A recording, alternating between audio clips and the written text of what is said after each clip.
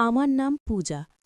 আমার স্বামী সৌদি আরবে ড্রাইভারের কাজ করেন, যার জন্য আমি তার অনুপস্থিতি খুব অনুভব করি। প্রতিদিন রাতে অনেক সময় আমি রোমান্টিক গল্প বা সিনেমা দেখি, যা আমার মধ্যে এক ধরনের আবেগ ও অনুভূতি জাগিয়ে তোলে। আমি সলমান খানের অনেক বড় ভক্ত ছিলাম, কিন্তু সেই অনুভূতিগুলো কিভাবে পূরণ করব তা বুঝে উঠতে পারি না। একদিন আমার ভাতিজার কথা মনে পড়ল, যে দেখতে বেশ সুদর্শন ও শক্তিশালী যুবক। তার বয়স ১৯ হলেও তাকে দেখতে ২৫ বছরের মতো লাগে, কারণ সে শরীরচর্চায় যথেষ্ট মনোযোগী। তখন মনে হল, যদি আমার স্বামী দূরে থাকে, তবে কেন না এই একাকিত্ব কিছু আনন্দ মুহূর্তে রূপান্তরিত করি, যেন আমার মনের আশা পূরণ হয়। আমার বিবাহ হয়েছে মাত্র ১ মাস আগে। আমার স্বামী সৌদি আরবে কাজের জন্যে চলে গিয়েছে, যার জন্য তাকে সবসময় কাছে পাই না। তার এই দীর্ঘ অনুপস্থিতি আমার মনে এক ধরনের খালি অনুভূতি তৈরি করেছে। প্রতি রাতেই একা থাকার কষ্টে অস্থির হয়ে পড়ি, যেন আমার মনের অনেক ইচ্ছে অপূর্ণই থেকে যাচ্ছে। একদিন একাকিত্ব কাটানোর জন্য আমি সুন্দর করে সাজগোজ করে নিজের ঘরে বসেছিলাম। তখন ভাবলাম, আমার ভাতিজার সাথে কিছুক্ষণ কাটালে হয়তো মন কিছুটা ভালো লাগবে। তাই তাকে ঘরে ডেকে এনে কথা বলার চেষ্টা করলাম। আমাকে দেখে সে হাসল এবং বলল, আপনি আমাকে যা বলতে চান খোলাখুলি বলুন, আমি সব শুনতে রাজি আছি। তার কথা শুনে কিছুটা বিস্মিত হলেও একটা শান্তি অনুভব করলাম, কেননা এতদিন নিজের মনের কথাগুলো কারো সাথে শেয়ার করিনি। অবশেষে আমরা দুজনেই গল্প করতে করতে সময় কাটানোর সিদ্ধান্ত নিলাম, যা আমাদের দুজনের জন্যই এক ধরনের স্বস্তি আর আনন্দের মুহূর্ত ছিল। তারপর বন্ধুরা, আজকের গল্পটা অনেক বেশি স্পেশাল। আশা করছি তোমাদের ভালো লাগবে। প্রতিদিন গল্প শুনতে চাইলে আর গল্পগুলো ভালো লাগলে ভিডিওটি লাইক, শেয়ার এবং চ্যানেলটি সাবস্ক্রাইব করো। আমার ছোটবেলা থেকেই বিয়ের প্রতি আগ্রহ ছিল। প্রায় ১২ বছর বয়স থেকেই আমার মধ্যে এক ধরনের আকাঙ্ক্ষা জন্মেছিল। স্কুল ও কলেজে বন্ধুরা মাঝে মধ্যে মজার ছলে বিভিন্ন রোম্যান্টিক গল্প বা হিন্দি সিনেমা দেখাত, যেগুলো দেখার পর নিজের আবেগ সামলানো কঠিন হয়ে পড়ত। এইভাবেই আমার মনে বিয়ের ইচ্ছা আরও গভীর হয়ে ওঠে। তবে আমি দেখতে খুব সুন্দর না হওয়ার কারণে অনেক প্রস্তাব এসেও ফিরে যেত, যা আমার মন ভেঙে দিত। যতই বিয়ের ইচ্ছা বাড়তে থাকত, ততই বিয়ের ব্যাপারে বিলম্ব হচ্ছিল। অনেক খোঁজাখুঁজির পর অবশেষে আমার বাবা মা একটা প্রস্তাব পেলেন এবং দ্রুত বিয়ের সিদ্ধান্ত নিলেন। ছেলেপক্ষেরও বিয়ের তাড়াহুড়ো ছিল, আর আমিও বেশ আগ্রহী ছিলাম। তাই আমাদের বিয়েটা ১ মাসের মধ্যেই হয়ে গেল। আমি ভীষণ খুশি ছিলাম আমার নতুন জীবনে প্রবেশ করে। কিন্তু এই সুখ দীর্ঘস্থায়ী হল না। বিয়ের কয়েকদিন পরেই জানতে পারলাম, আমার স্বামী সৌদি আরবে চাকরি করেন এবং সেখানে ড্রাইভারের কাজের জন্য তাকে বেশিরভাগ সময় বাইরে থাকতে হয়। যখন জানলাম তিনি ১ মাস পরেই ফিরে যাবেন, তখন আমার মন খারাপ হয়ে গেল। এইভাবে আমি কান্না করে ফেললাম। এভাবেই আমি তার অনুপস্থিতি সত্ত্বেও নিজের অনুভূতিগুলোর সাথে মানিয়ে চলার চেষ্টা করছিলাম। কিন্তু প্রতিনিয়ত তার কাছাকাছি থাকার চাওয়াটা আমার মনকে অস্থির করে তুলেছিল। রাতে আমি ভালো করে ঘুমাতে পারতাম না। আমি একদিন স্বামীকে জিজ্ঞাসা করলাম, যদি তোমাকে সৌদি আরবেই থাকতে হয়, তাহলে বিয়ে কেন করলে? তিনি আমাকে বললেন, আমার ছোট ভাই বোনেরা এখনও পড়াশোনা করছে, আর আমার ভাতিজার দেখাশোনা আমাকেই করতে হয়। তারা নিজেদের পায়ে দাঁড়ানো পর্যন্ত সংসারের দায়িত্ব আমার উপরেই থাকবে। এখানে থাকলে এত টাকা উপার্জন করতে পারতাম না, তাই সৌদি আরবে যেতে হয়েছে। তিনি আরও বললেন, সৌদি আরবে এমন একটা কাজ করি যাতে করে বাড়িতে কখনো টাকার অভাব না হয়। তখন আমি বললাম, তাহলে আমাকেও সঙ্গে নিয়ে চলো। তিনি মৃদু হেসে বললেন, এটা এত সহজ নয়। সেখানে আমার নিজের কোনো বাসা নেই, আর ভাড়াও খুব বেশি। আমরা অনেকজন মিলে একটি ঘরে থাকি, তাতে আমাদের খরচ কিছুটা কম হয়।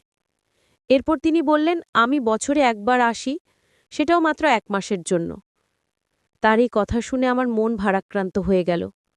মনে অনেক কষ্ট হলো এবং ক্ষোভও জন্মাল। আমার বিয়ে খুব সাদামাটাভাবেই হয়েছিল এবং যেসব স্বপ্ন দেখেছিলাম তার কিছুই পূরণ হয়নি। কিন্তু সবকিছু সহন করে চলছিলাম। আমার স্বামীর স্বভাব ছিল খুবই গম্ভীর। তিনি কখনো খোলাখুলি কথা বলতেন না বা তার সমস্যার কথা প্রকাশ করতেন না। সবকিছু জেনেও আমি নিজেকে ধৈর্য ধরে সামলে নিয়েছিলাম। আমার স্বামীর বিয়ে করাটা মূলত পরিবারের ইচ্ছেতেই হয়েছিল, যেন তিনি পরিবারের কাজে সাহায্য করতে পারেন। রাগ হলেও আমার স্বামীর ওপর কোনো প্রভাব পড়ল না, আর তিনি সৌদি আরব চলে গেলেন। আমি আবারও একাকিত্বে ডুবে গেলাম। রাতের বেলা ঘুম আসত না, আর তার সাথে কাটানো মুহূর্তগুলো মনে পড়ত। সারাদিন কেটে যেত, কিন্তু তার সাথে কোনো যোগাযোগ হতো না। শুধু রাতে 15 মিনিটের জন্য ভিডিও কল করত, আর সেই সময়টাতেও পরিবারের খোঁজ খবর নিত। আমি তার সাথে মনের কথা বলতে চাইতাম, কিন্তু তার কাছে সময় থাকত না। আমার শাশুড়ি সামান্য কথাবার্তা বলতেন, বাকিটা সময় আমি ঘরের কাজে ব্যস্ত থাকতাম। তবে আমার ছোট ভাতিজা ছিল, যে মাঝে মধ্যে আমার সাথে কথা বলত। আমার শাশুড়ি রাতের বেলা তাড়াতাড়ি ঘুমিয়ে পড়তেন, যার ফলে আমি আর আমার ভাতিজা ঘরে একা থাকতাম, আর আমার স্বামীর ছোট ভাইবোনেরা বাইরে পড়াশোনা করত। আমরা প্রায়ই রাতের খাবার একসাথে খেতাম। আমার ভাতিজা খুবই হাসিখুশি একটি ছেলে, যে সারা রাত তার বিশ্ববিদ্যালয়ের গল্প শোনাত। যদিও তার গল্পে আমার তেমন আগ্রহ ছিল না। এক রাতে আমি মোবাইলে হিন্দি সিনেমা দেখতে শুরু করলাম। সিনেমাটি ছিল বেশ সাহসী ধাঁচের, আর দেখতে দেখতে আমি গভীর চিন্তায় ডুবে গেলাম। পরের দিন সকালে যখন ঘুম থেকে উঠলাম, তখনও রাতের সেই সিনেমার কিছু দৃশ্য আমার মনে ঘুরছিল। আমি কিচেনে কিছু কাজ করলাম এবং দুপুরের খাবার তৈরি করলাম। কাজের সময়ও সেই দৃশ্যগুলো আমার মনে ঘুরছিল। আমি রান্নাঘরে বসে মনোযোগ দিয়ে সেই দৃশ্যগুলোর কথা ভাবছিলাম। হঠাৎ অনুভব করলাম কেউ যেন আমার পেছনে দাঁড়িয়ে আছে। আমি ঘুরে তাকাতেই দেখি আমার ভাতিজা সেখানে দাঁড়িয়ে আছে, এবং সে সেই ভিডিওটি দেখে ফেলেছে। তাকে দেখে আমি কিছুটা অবাক হয়ে গেলাম, কিন্তু সে স্বাভাবিকভাবেই বলল, চাচি, যদি খাবার তৈরি হয়ে থাকে তাহলে রুটি বানিয়ে দিন। আমি তাড়াতাড়ি মোবাইলটি বন্ধ করে রুটি বানাতে শুরু করলাম। তবে তারপর থেকে লক্ষ্য করলাম আমার প্রতি ভাতিজার আচরণ কিছুটা পরিবর্তিত হয়েছে। আগে সে আমার ঘরে আসতো না, কিন্তু এখন প্রায়ই আসতে শুরু করল।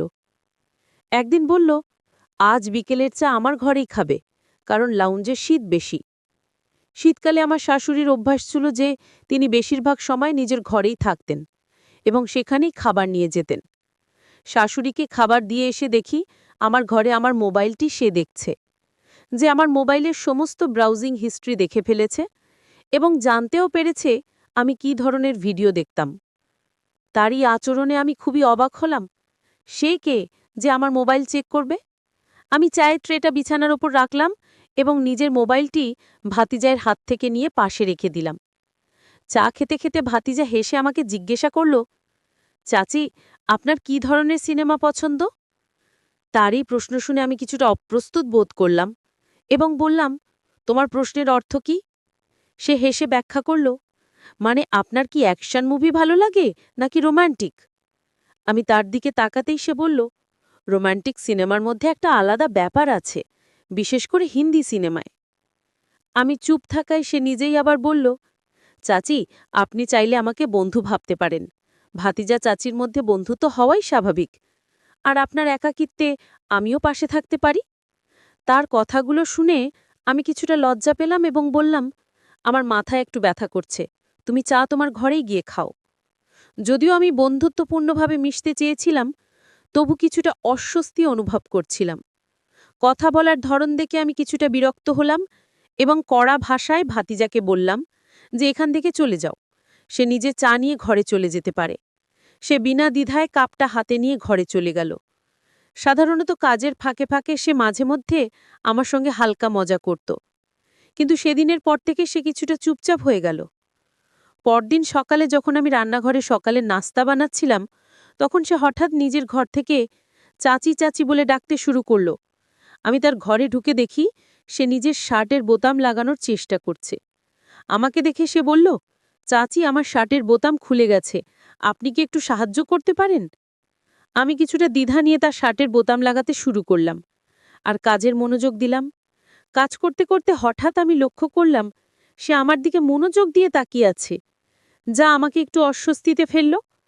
একসময় যখন আমার চুলের এক গুচ্ছ সামনে এসে পড়েছিল, সে নরমভাবে সেটি সরিয়ে কানের পেছনে রেখে দিল। আমি একটু চমকে পিছিয়ে আসলাম, আর সে হেসে বলল, চাচি, শুধু চুলগুলো সরিয়ে দিলাম। আপনি এত ঘাবড়ে গেলেন কেন? আমি দ্রুত বোতাম